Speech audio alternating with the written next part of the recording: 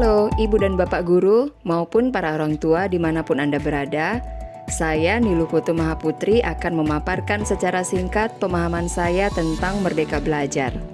Ibu dan Bapak, ada yang beranggapan bahwa Merdeka Belajar memiliki makna bahwa peserta didik memiliki kebebasan penuh dalam proses pembelajaran. Apakah Ibu Bapak juga memiliki pemahaman demikian? Ibu dan Bapak, Ki Hajar Dewantara mengemukakan bahwa pendidikan hendaknya dapat mengantarkan seseorang menjadi manusia yang merdeka. Menurut beliau, manusia merdeka adalah manusia yang hidupnya bersandar pada kekuatan sendiri, baik lahir maupun batin, tidak bergantung pada orang lain.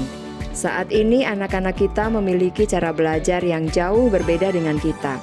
Mereka bahkan bisa menemukan berbagai informasi secara mandiri melalui berbagai sumber. Meskipun demikian, sosok seorang pendidik tetap sangat dibutuhkan. Menurut Ki Hajar Dewantara, tugas pendidik atau guru adalah sebagai penuntun peserta didik untuk menumbuh kembangkan kekuatan kodratnya agar dapat menjadi manusia merdeka.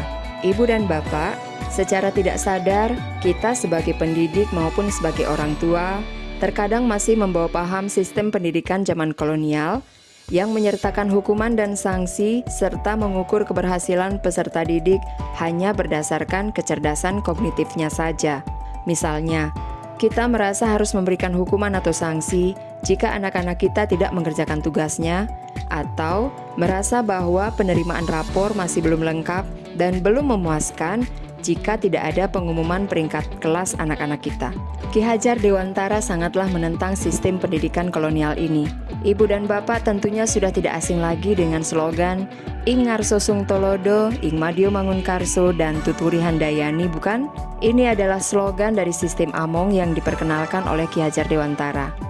Ruh dan makna dari slogan ini adalah untuk kemerdekaan peserta didik, di mana pendidikan merupakan proses untuk menuntun peserta didik agar dapat menjadi manusia yang merdeka, manusia yang dapat memerintah dan menguasai dirinya, menjadi mandiri sesuai dengan kodratnya. Tuntutan pembelajaran di abad 21 yaitu kita harus siap untuk menjadi pembelajar sepanjang hayat, sesuai dengan perkembangan zaman, membangun konteks diri dan identitas bangsa. Adanya informasi yang melimpah saat ini belum tentu sesuai dengan apa yang dibutuhkan anak didik kita dalam tumbuh kembangnya. Disinilah pendidik atau guru berperan penting sebagai fasilitator pembelajaran. Untuk dapat menjalankan peran ini secara maksimal, pendidik atau guru harus menjadi contoh bagaimana ia terus berupaya untuk mengembangkan kemampuan memecahkan masalah, kemampuan kognitif yang kompleks, serta kemampuan sosial emosional dalam diri sendiri. Dengan demikian, ia akan dapat menumbuhkan pola pikir pembelajar dalam benak anak didiknya. Pertanyaannya, apakah pendidikan untuk tumbuh kembang anak didik hanya menjadi tanggung jawab pendidik saja?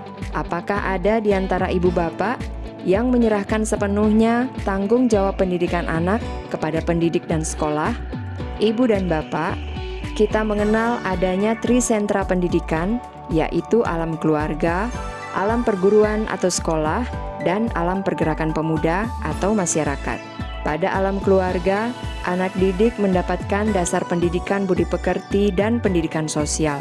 Alam perguruan berperan dalam mengembangkan kecakapan berpikir anak didik sebagai manusia yang utuh, dan alam pergerakan pemuda atau masyarakat berperan sebagai penguat pendidikan, baik itu untuk kecerdasan budi pekerti dan sosial emosionalnya. Jadi, untuk dapat mewujudkan merdeka belajar, kita sebagai orang tua, sebagai pendidik, dan sebagai masyarakat yang menjadi lingkungan tempat anak didik bertumbuh, harus saling bahu-membahu dan berkolaborasi agar dapat mencapai tujuan pendidikan yang kita harapkan.